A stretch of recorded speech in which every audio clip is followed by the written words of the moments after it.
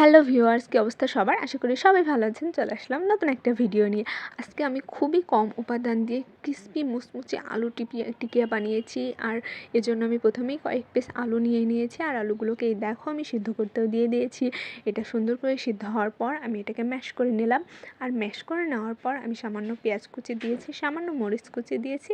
আর মরিচ কুচি দেওয়ার পর আমি অল্প একটু লবণ দিয়ে দেব, আর দিয়ে দেব হচ্ছে একটুখানি হলুদ। আর এই হলুদ দেওয়ার পর আমি সুন্দর করে এটাকে মাখিয়ে নেব। মেখে সুন্দরভাবে মাখানোর পর আমি সামান্য একটু ময়দা দিয়ে দেবো, যাতে এই ক্রিস্পি ভাবটা আসে। আর ক্রিস্পি ভাব না আসলে তো টিকা ভালোই লাগবে না।